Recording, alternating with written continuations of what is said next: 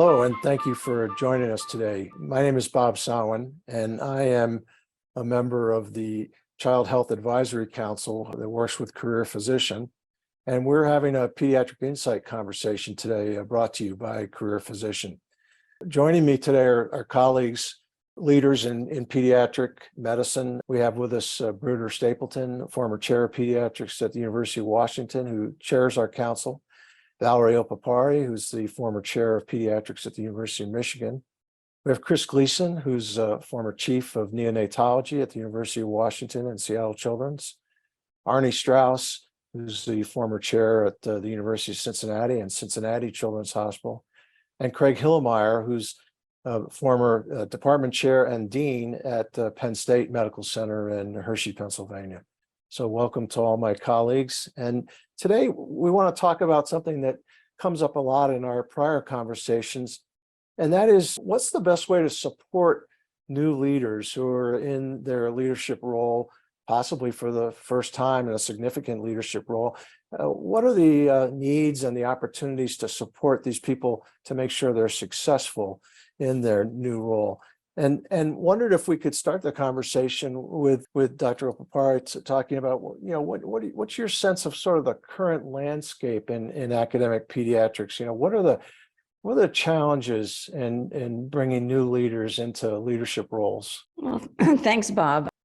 Thanks for that difficult question too. When I reflect on my time in academic leadership positions as I moved up, over the many decades now, I think things have really, really, really changed. The complexity of organizations, the massive changes in funds flow, the changes in the regulatory environment, the pace of discovery, the pace of change in medicine, things are happening at such a pace that is so much different from the pace of change that we saw 3 and 4 decades ago.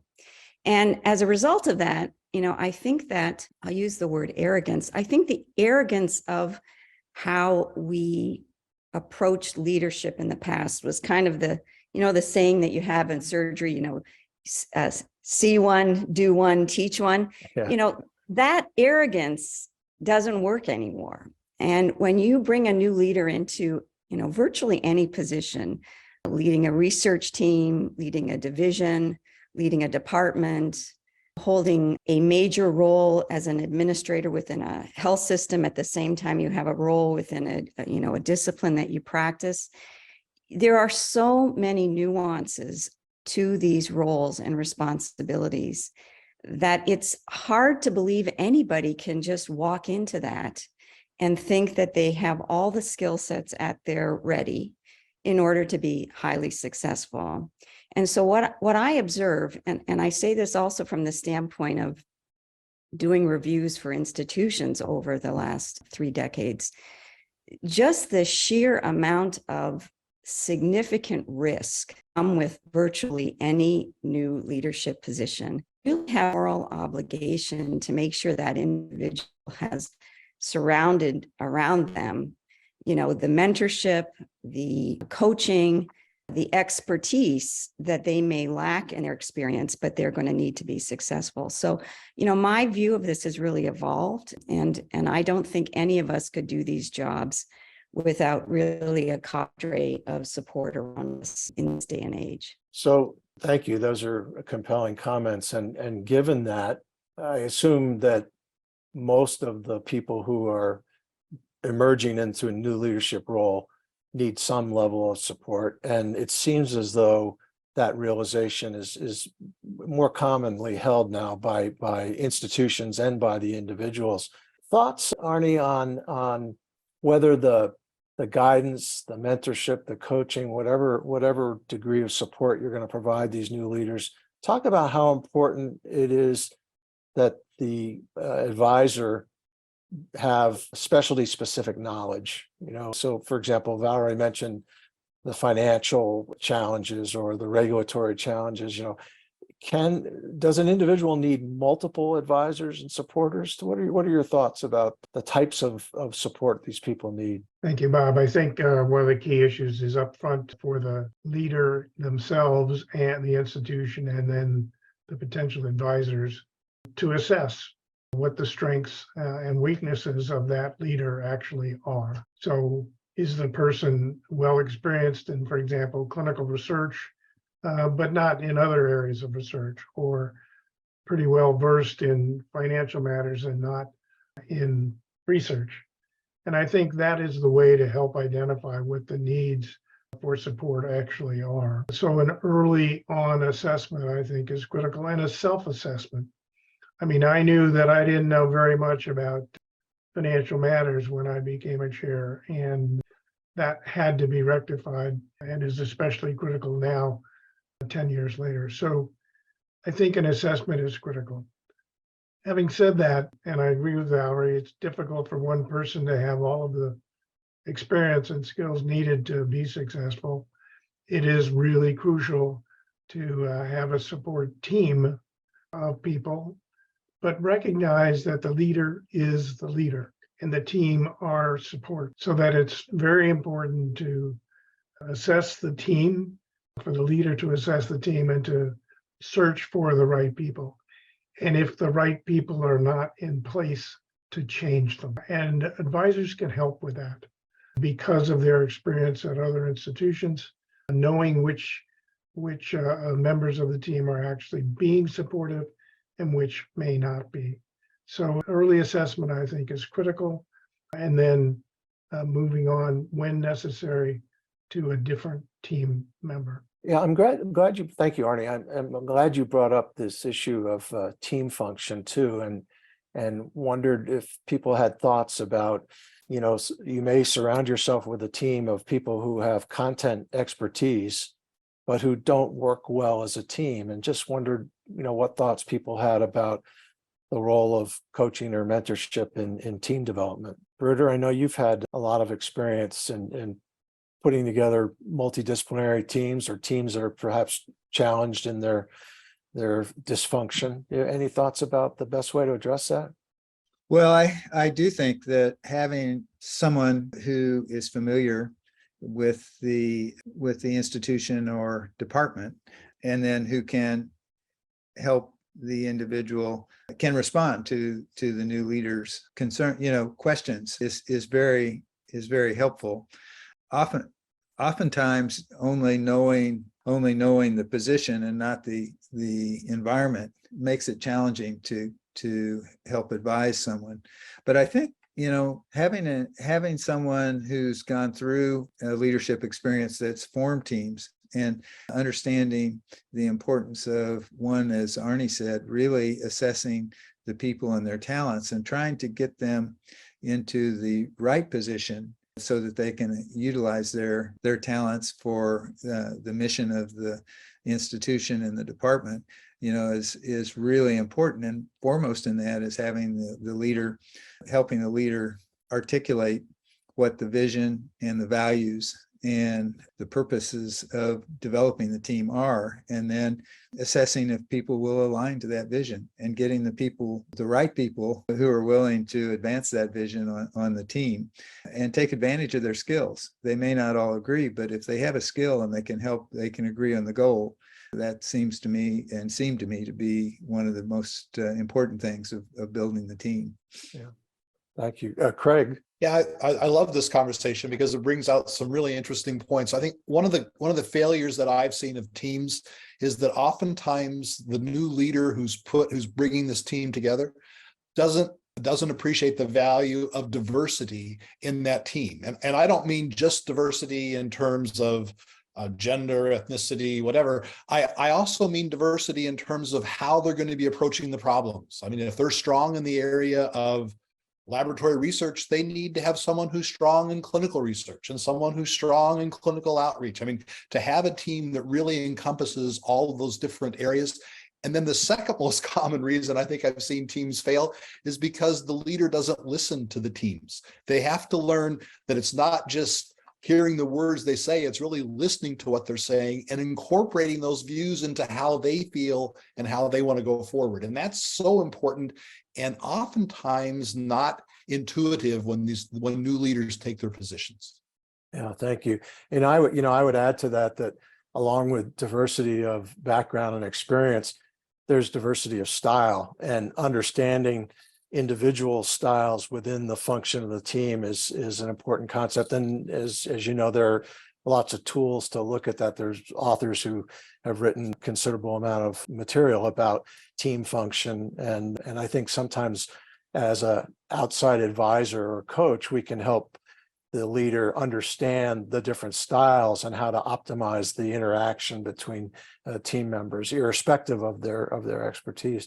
Wesley, you look like you had a comment. Yeah, thank you, Bob. From a firm perspective, I mean, what we see nationally is institutions are pressing more and more young leaders into roles that they may not be ready for because of the supply issues we're dealing with in academic pediatrics. And so it's really unfair and unfortunate, right? If you're being tempted as a leader to hire new chiefs or to hire new leaders who aren't fully formed, but you also don't have the resources to support them.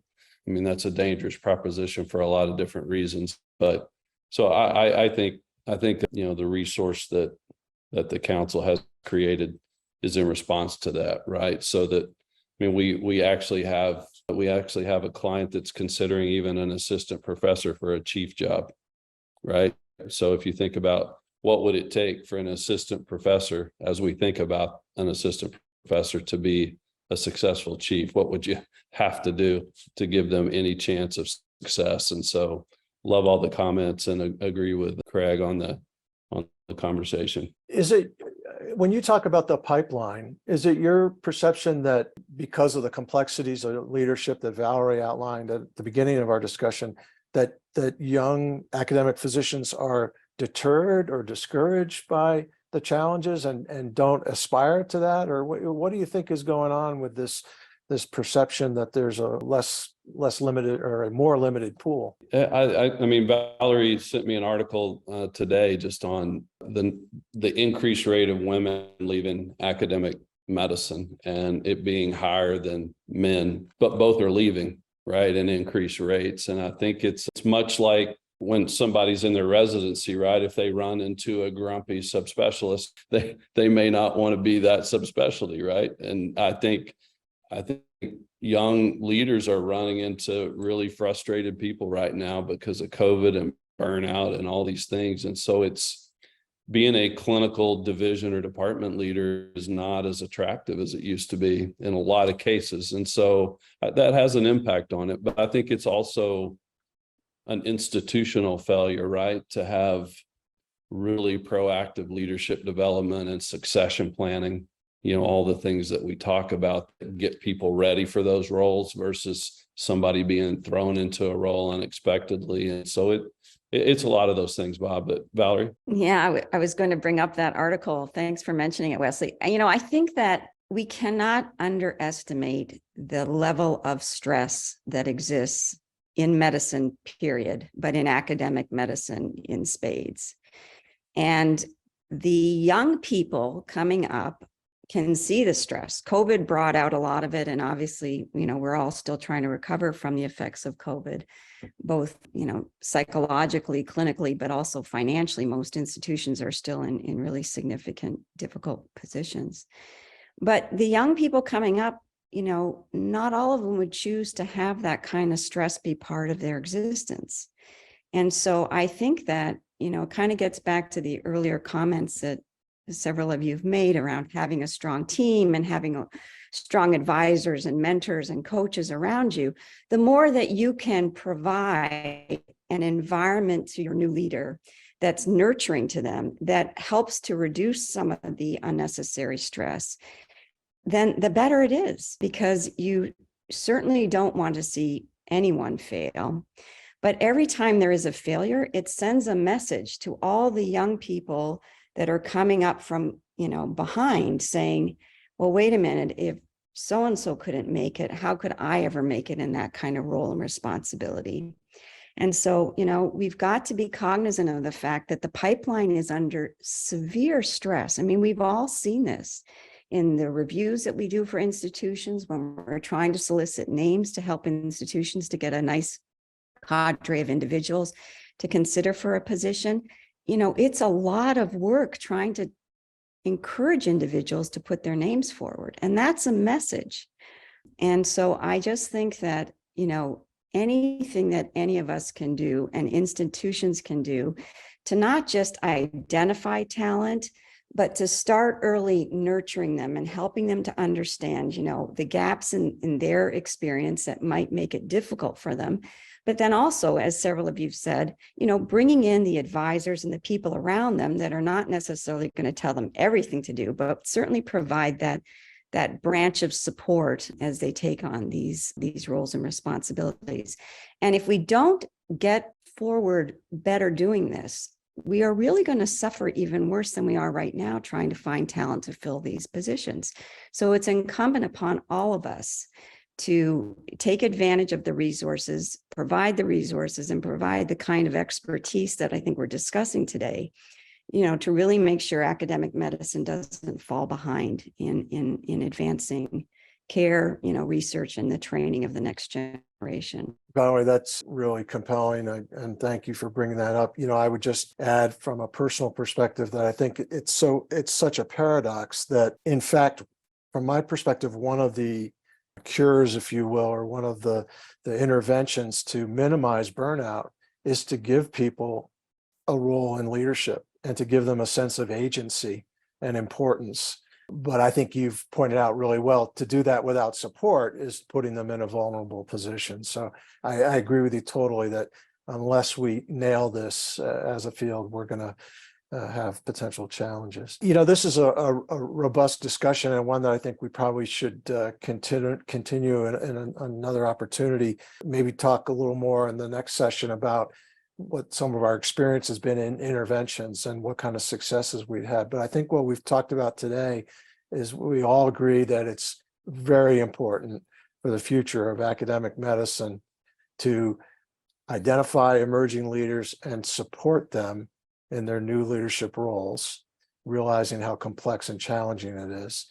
And that one way to do that is through external advisors, mentors, coaches, to help leaders put together a highly functioning team that can be supportive and successful. I think as has been discussed, one of the worst tragedies, in addition to the burnout and so forth, is that the costs associated with bringing someone into a new role and having them fail is profound for that individual and for that department or that institution. So this is obviously a really important topic, and we're going to follow up in a subsequent conversation. So I appreciate everyone's input today. Thank you very much.